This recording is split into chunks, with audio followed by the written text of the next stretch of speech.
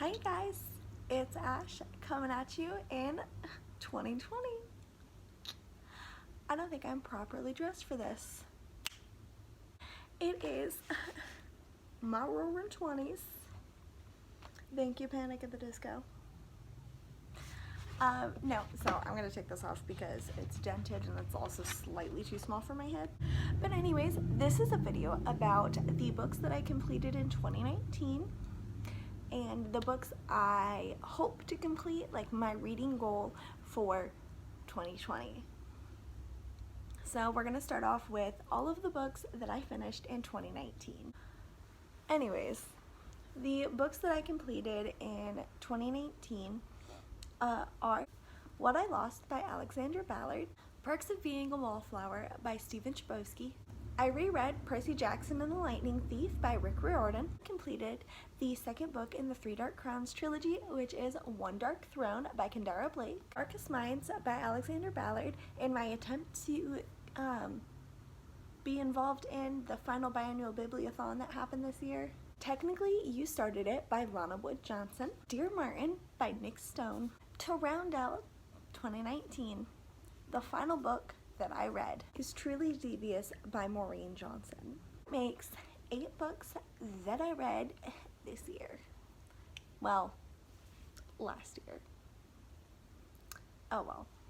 Point is, I read 8 books and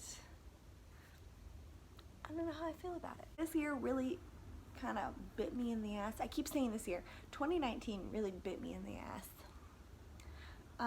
I got into 2 car accidents.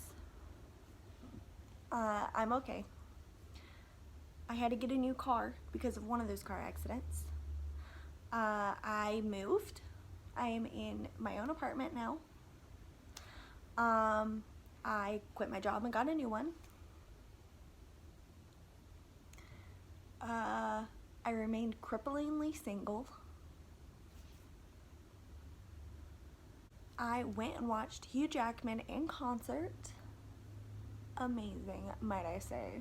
And I was maid of honor in my best friend for like 7 years wedding.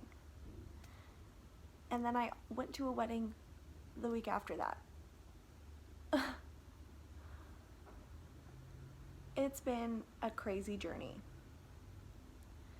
And I'm really trying not to focus on all of the negative things that happened because I did do a lot of positive things. I moved out and got an apartment of my own completely by myself with no help. I completed 8 books and I have started another book. I have started 5 Feet Apart. I took the cover off and it's over there. But I've started 5 Feet Apart by Rachel Lipcott, Mike Daughtry, and Tobias Laconis. I'm gonna go ahead and say that's how you say the name. But overall, I think I had a good reading year because every single book that I read, I really did like.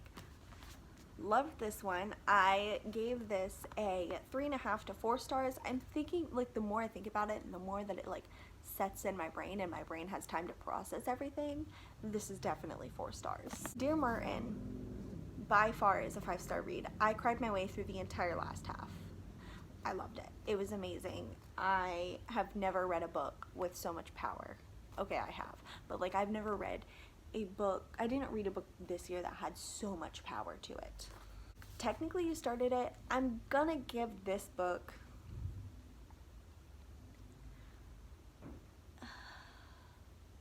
two and a half, 3 stars. It's a good book, yes. Am I gonna go out of my way to reread it again? No. Am I gonna go out of my way to recommend it to people? No. Lacks the substance that I wanted from it. So that is why it is a 2.5 to 3 stars. 3 stars being generous. Darkest Minds, I'm gonna go ahead and give this 3 stars because it took me a really long time to get through it. It didn't grab my attention like it normally would have. But that being said, I do definitely want to read the rest of this series. It's just not at the top of my list. One Dark Throne by Kendara Blake. I'm going to give I'm gonna give this one a 3. Percy Jackson is always a 5-star read for pure nostalgia.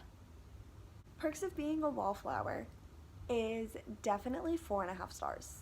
Like a solid 4.5 stars. Because I flew through this book. I read it in one day. I only read in like one day 3 books this year, which was Perks of Being a Wallflower, Dear Martin, and then the next book I'm about to pull up for its rating, which is What I Lost. And speaking of What I Lost, this one also gets 4.5 stars because it was amazing, it was impactful. Like, I want to reread it again. Like, I almost picked it up for a reread this year, if that tells you anything. My reading goal for this year is I want to read 20 books in 2020. I've got more on my reading list for 2020 than just 20 books. So first of all, I want to do a full TMI reread before Chain of Gold comes out. We're in crunch time. It is the 1st, and I am not even starting the reread because I just started a different book. I want to read 2 Dark Reigns, 5 Dark Fates, both by Kendara Blake. I want to read With Fire on High by Elizabeth Acevedo. I want to read Moxie by Jennifer Mathieu. I want to read Heretics Anonymous by Katie Henry. I want to read After by Anna Todd. I want to read Red Sparrow by Jason Matthews. I want to read Scythe by Neil Shusterman. Read and complete Children of Blood and Bone by Tony Adeyemi. I want to read Sixty Crows and Crooked Kingdom, both by Leigh Bardugo. I want to read Furyborn by Claire Legrand. I want to read Hearts We Sold by Emily Lloyd-Jones.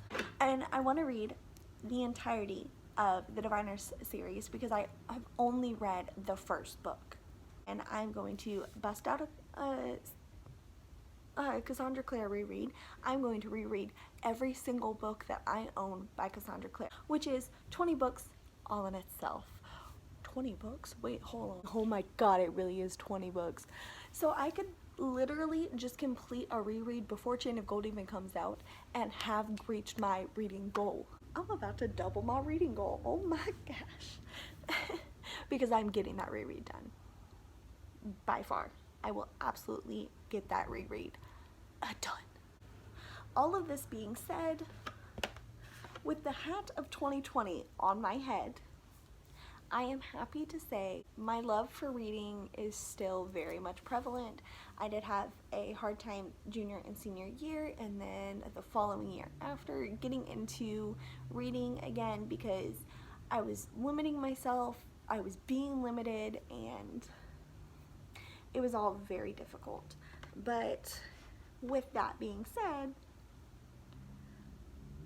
I think 8 books is impressive for everything that happened this year and my lack of motivation.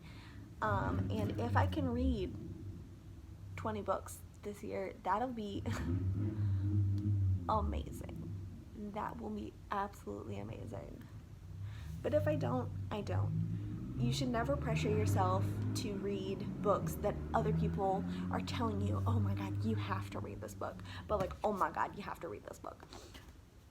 But no, literally, like, you should never pressure yourself into reading a book if you're not ready to read that book. And that is why I DNF'd so many books this year. Because I felt pressured by one of my friends to read Queen of Air and Darkness, and I felt pressured to read Red Scrolls because she was also reading Red Scrolls at that point. I felt pressured to read Simon versus the Homo Sapiens Agenda because I had just watched the movie. I pressured myself into a Harry Potter reread because I was rewatching the movies and I was like, oh my god, I have to reread it. I mean, like, it was still really good. I just didn't finish it because I started another book. And then I felt pressured into reading Children of Blood and Bone because it was the popular thing to read earlier in the year. Everybody was talking about it and I wanted to be a part of the discussion.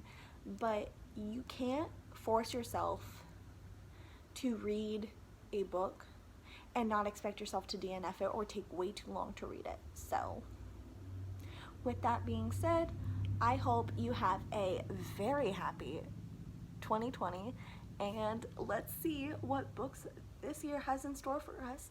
I am personally looking forward to any amazing knockout debut novels, any movie adaptation to screens that I can rip apart, because none of them are good. Some of them are good, and I am looking forward to Chain of Gold by Cassandra Clare. I am looking forward to the next Diviners trilogy or Diviners series book. I've always called it a trilogy because there's only been 3 books out, but I am looking forward to the next Diviners book to come out by Libba Bray. I'm genuinely happy about it, and the more I think about the other books that I've DNF'd, I'm not gonna list them off because I'm realizing how many books I DNF'd and I don't want to talk about it. Bye!